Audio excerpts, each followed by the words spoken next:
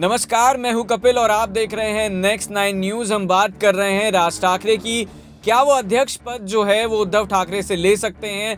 इसको लेकर फिलहाल बड़ा सवाल है, क्योंकि जिस तरीके से सियासी भूचाल महाराष्ट्र की राजनीति में फिलहाल आया हुआ है और एक के बाद एक उद्धव ठाकरे से चीजें छीनती हुई नजर आ रही हैं। अगर प्रतीक चिन्ह की बात करें, चुनाव आयोग ने जो दिया था चुनाव चिन्ह की बात करें, तो फिलहाल उसको लेकर मामला कोर्ट में है और कोर्ट क्या फैसला सुनाएगा ये भी देखने वाली बात होगी। साथ ही साथ शिवसेना जो है वो किसके पास जाएगी, शिंदे के पास जाएगी या उद्धव के पास जाएगी, ये भी बड़ा सवाल है। लेकिन राज ठाकरे की अगर बात करी जाए तो लगातार इस बात की चर्चाएं जोरों पर पहले भी रही हैं और आज भी हैं कि बाला साहब ठाकरे की तरह वो दिखते हैं। उनकी चाल ढाल की अगर बात करी जाए तो वो तमाम चीज़ें बिल्कुल उनकी बाला साहब ठाकरे की तरह है।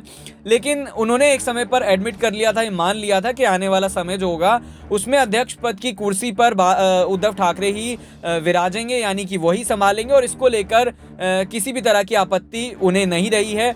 और जहां तक बाला साहब ठाकरे की बात है तो उन्होंने भी यही कहा था कि अध्यक्ष पद की कुर्सी हो या फिर किसी तमाम तरह के पद की बात है तो इसमें किसी की लड़ाई नहीं होनी चाहिए। और इसी को लेकर लगातार राज ठाकरे आगे भी चलते रहे और पहले भी चलते हुए नजर आए हैं।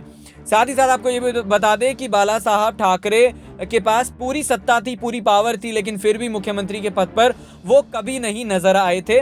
तो अभी की फिलहाल अगर बात करी जाए तो राज ठाकरे का ये कहना है कि जिस तरीके से अध्यक्ष पद की एक प्रक्रिया होती है, चुनाव होता है और जिस तरीके से अध्यक्ष पद को लेकर एक गरिमा होती है वो नज़र नहीं आ रही है, तो उसको लेकर उन्होंने बड़ा बयान दिया है। और साथ ही साथ आपको ये भी बता दें कि जिस तरीके से हमने बीते दिनों देखा कि महाराष्ट्र की राजनीति में उठापटक जारी रही थी, तो क्या आने वाले समय में एक बार फिर से राज ठाकरे जो है वो अध्यक्ष पद की कुर्सी के लिए लड़ाई लड़ते हुए नजर आएंगे? क्योंकि उनका ये कहना था कि कांग्रेस से जिस तरह से समर्थन लिया है वो बाला साहब ठाकरे का जो कभी भी सपना है वो नहीं रहा है। तो इसको लेकर शिंदे भी कहते हुए नजर आए थे कि ये असली शिवसेना नहीं है, असली शिवसेना वो है जो मेरे साथ है।